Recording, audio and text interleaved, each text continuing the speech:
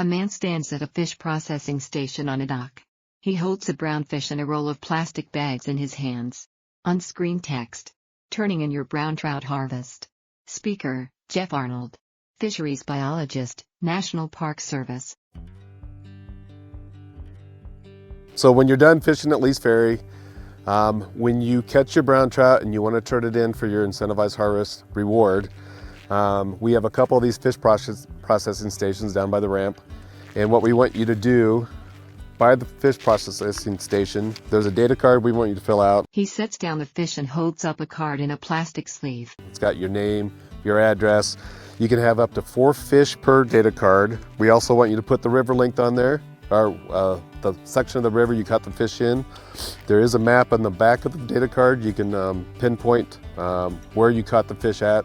What we want to collect from you is the head of the fish, and we also want the entrails of the fish. And the reason why we want the entrails is there's a lot of studies going on out here by the state of Arizona and some federal agencies on monitoring the fish population in Lee's Ferry. And a lot of these fish have had a pit tag inserted into their abdominal cavity. And so this pit tag gives each fish a unique identification number. And by doing that, we can track when the fish was tagged, how big the fish was when it was tagged, and then the time you harvested it. So what we will do is we'll take that pit tag information and we can remove it from the database so we can help get us a better accurate of the population of brown trout or fish in general in the Lee's Ferry Reach. He places the fish on a measuring board that has tick marks and numbers along one edge. The fish head is up against the curved end of the board.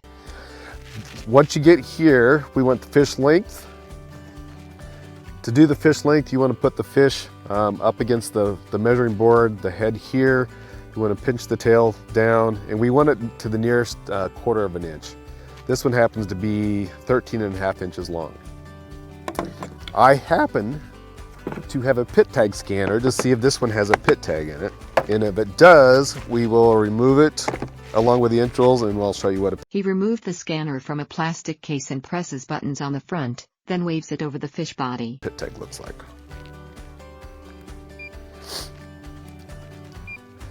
So that beep indicates that there is a pit tag in here.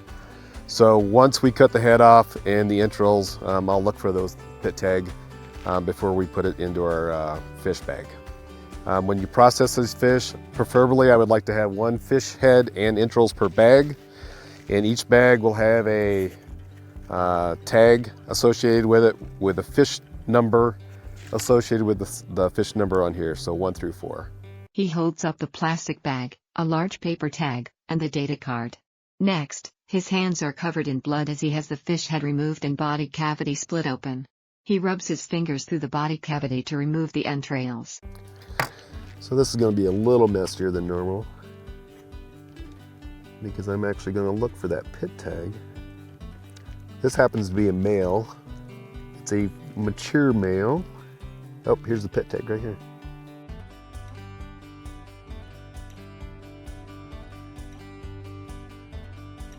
When you submit the entrails, scan the body cavity to make sure that pit tag is not stuck up underneath some membrane between the abdomen and the meat tissue. But this is the pit tag. It's about the diameter of a dime, about the width of a dime, so it's pretty small. It's a little encased glass tube. Some months we have different incentives each month. Right now the current reward is $33 per fish. That's not going to be the same every month. I know in December and in January we're going to have brown trout bonanza again during their spawning season. So we will have different incentives at that time for different rewards. So it might be the most fish, the biggest fish, or something like that. He places the fish head and entrails into the plastic bag. He rubs his thumb along the inside of the fish one more time. So yeah, when you process your fish head, all the entrails that you can get. Preferably, I would like the sex organs because I like to be able to tell what proportion of the population we're harvesting, males versus females. And again, when you clean your fish, check the inside of the fish for that pit tag to see if it's not still stuck in there. And then after you have your data card fill out, like I said earlier, just put a number 1 on here because this is the first fish on that data card.